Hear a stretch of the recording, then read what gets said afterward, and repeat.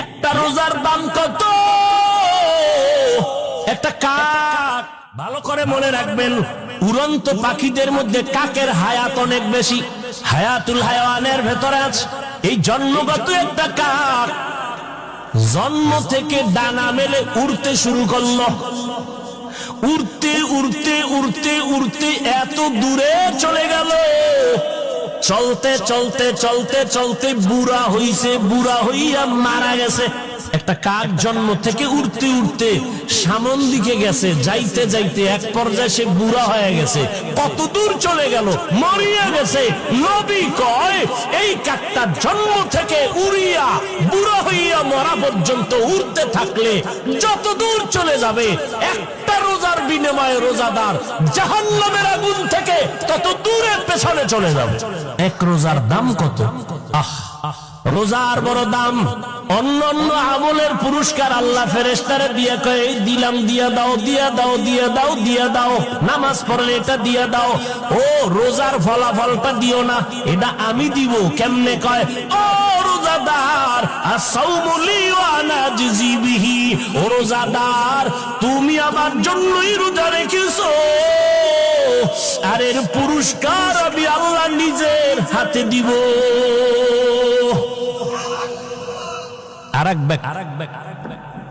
আরেক ব্যাখ্যা হলো, ও রোজাদার,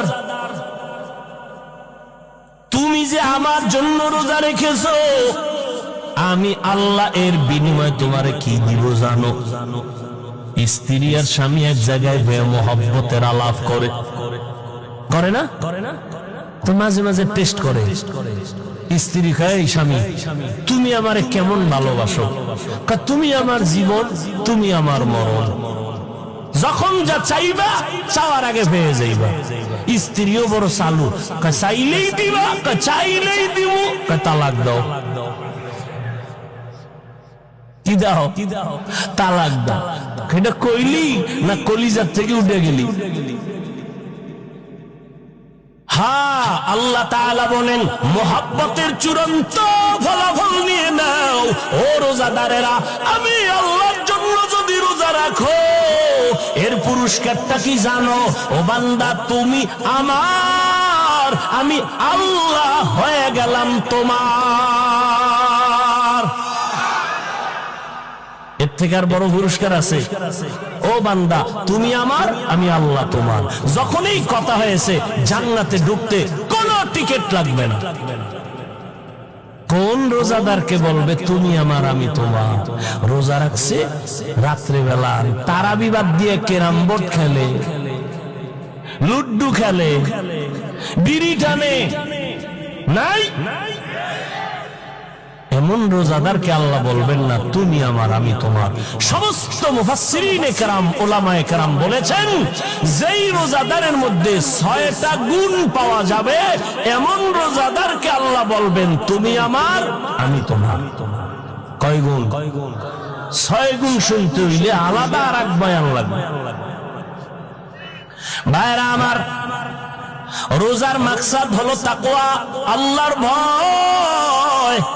আল্লাহর ভয়টাকে কেন্দ্র করে এক রোজা দিয়া 11 মাসের টাইট করো। কয় কেমনে? কয় এই তাকওয়া দিয়া 11 মাস চলবা। তাকওয়ার মূল থিম হলো গুনাহ থেকে বাঁচো। কয় কেমনে? কয় রোজাদার, সামনে খানা রেডি, পেটেও ক্ষুধা, পিপাসাও আছে, পানিও রেডি, এরপরও খায় না কেন? কয় হারাম। কেন হারাম? কয় আমি রোজাদার, খাইলে কি হবে? কয় আল্লাহ বেজার। এই 1 মাসের রোজার সাধনা দিয়া বাকি 11 মাস টাইট কইরা নে। সামনে খানা, পেটেও ক্ষুধা, পানিও আছে, পিপাসাও আছে, এরপরও খাবি না। খাওয়ার আগে তাকায় দেখবি খানাটা হালাল না হারাম। এর নাম সিয়াম সাধনা। 1 মাস টাইট করে 11 মাস ঠিক করে নাও। ও বড় লোকেরা, রোজার মাস দিয়ে গরিবের কলিজায় নিয়ে নাও। কেন?